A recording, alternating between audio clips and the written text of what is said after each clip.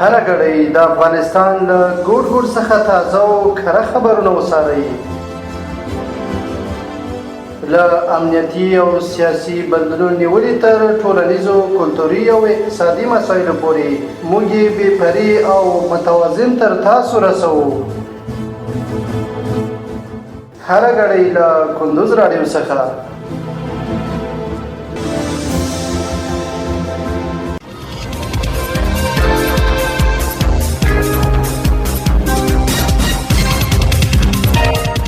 سلامونه او وخت مو پخیر.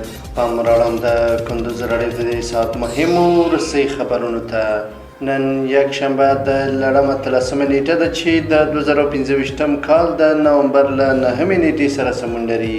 روانه خبري غړۍ درته زه عبدالجلیل احساس وړاندې کوم. خو په پیل کې هم د څو مهمو خبرونو سرټکي. د ایران معراج هوایي شرکت د تهران او مزار شریف ترمنځ مستقیمې الوتنې پیل کړې. کندوز کې د نوي چپاندازانو ترمنځ د وزلوبې سیالۍ پیل شوې. کابل کې د زړه ناروغۍ لپاره د 100 بستریز روغتون جوړیږي. او ترکمنستان وایي چې د افغانستان زلزله ځپلو ته مرسته استولې ده. اوس هم بشپړ خبرونه. د ایران معراج هوایي شرکت د تهران او مزار شریف ترمنځ مستقیمې الوتنې پیل کړي. په لومړۍ الوتنه کې د دواړو ښارونو ترمنځ 120 تنه مسافر لیږدول شوي دي. د مزار شریف د مولانا جلال الدین محمد بلخي هوایي ډګر چارواکي وایي چې له دغه هوایي ډګر څخه د کورنۍ او نړیوالو الوتنو شمیر مخ په زیاتېدو دی. د معراج شرکت په هره اونۍ یوه الوتنه له مزار شریف څخه تهران ته او بیرته له تهران مزار شریف ته ترسره کوي.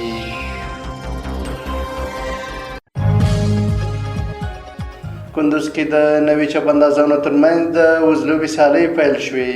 د کندوز ولایت په وزلوبې ورزشي لوبغالي کې د نوي چپاندازانو ترمنځ د وزلوبې سیالۍ روانې دي. دغه سیالۍ د اولمپیک بدني روزنې او ورزش ریاست اړوندو د وزلوبې فدراسیون له لوري د هیواد د شمال ختیځ زون په کچه تنظیم شوي دي. د سیالیو موخه د چپاندازانو د چمتووالي لوړول او د کندوز خلکو ته سالمه تفریح برابرول بلل کیږي.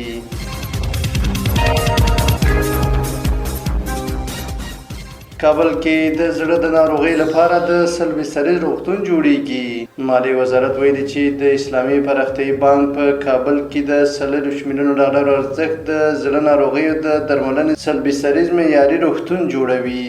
دغه وزارت ویلي دا د اسلامي امارت له واکمنېدو راهیسې د روغتیا په برخه کې لومړۍ ستره پروژه ده. د یاد روغتون د سروې نقشې او ډیزاین چارې پیل شوي او تمه ده چې په 6 میاشتو کې بشپړې شي. د دې روغتون په جوړېدو سره به د زړه ناروغانو درملنه په کور دننه او په کم لګښت ترسره شي او د تخصصي زده کړو اسانتیا به هم برابره شي.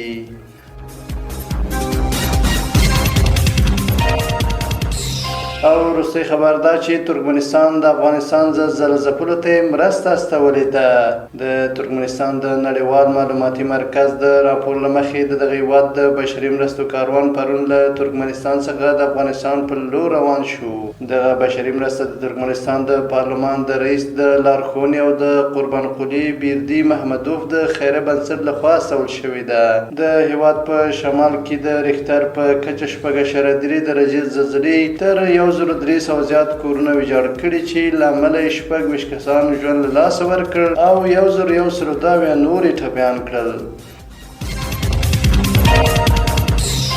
دا د دې مهال مهمه وروستي خبرونه. تر بیا ښه وختونه لویه لا ومل شه.